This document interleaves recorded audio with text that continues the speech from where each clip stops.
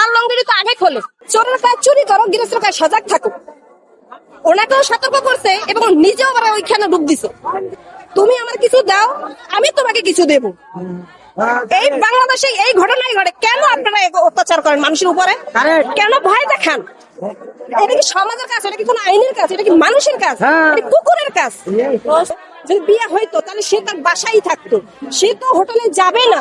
তাহলে তার নিজের ভোগটা সে হাতিল করার জন্য গেছে, সে হাতিল করার জন্য গেছে এবং তার ওই বিনিময়ে সে তার বাবাকে টাকা দিছে এবং তার পরিচয় দিছে যে সে তার শ্বশুর।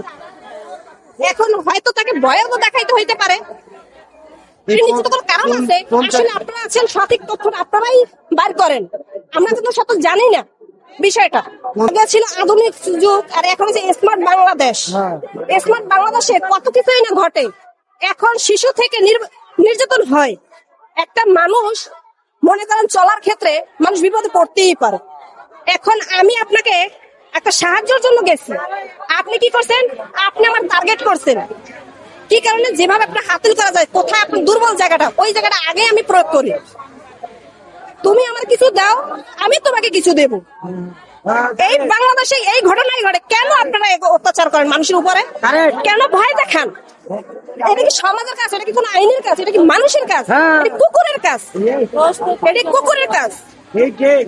আর যেই মেয়েটা গেছে তার কি জ্ঞান বুদ্ধি নাই? হয়তো ও 14 বছরের মেয়ে, ও অতটা জ্ঞান হয় নাই।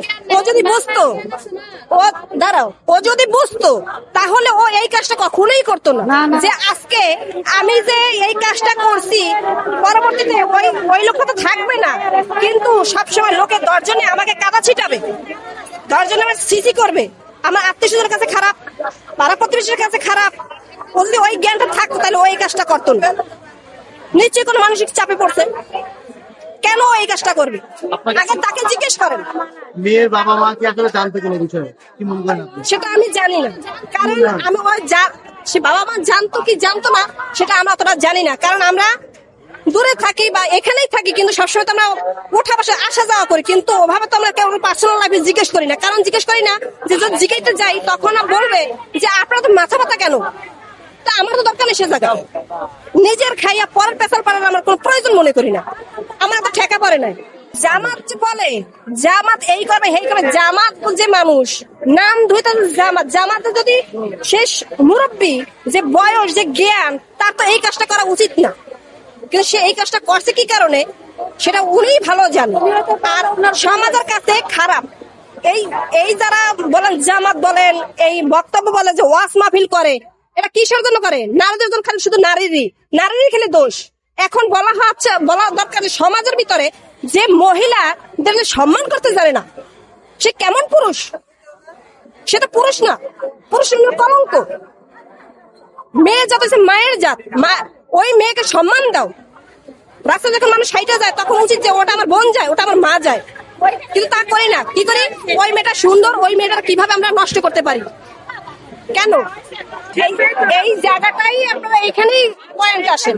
এখন ওই লোকটা চোরের কাজ চুরি করো, গৃহস্থের কাজ সজাগ থাকো।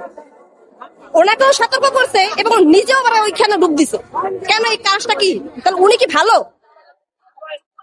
যেই লোক একটা পর্দা থাকে সেই লোক তার লঙ্গিটি তো আগে খোলে, তো সে কি ভালো হইতে পারে?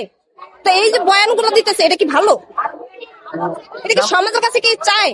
এটা কি আইনে চলে বা সমাজে চলে? এইগুলা তাকে যেভাবে শাস্তি, আদালত যে শাস্তি দেয় ওই শাস্তি আমরা চাই। ন্যায্য বিচার চাই, আমরা ধর্মীয় বিচার চাই এবং সবকিছু।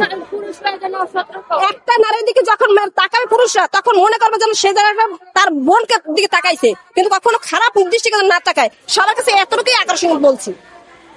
আমি 10 জন নারীর হয়ে আমি একা লড়াই করতেছি যে আমরা বাঁচতে পারি সমাজে।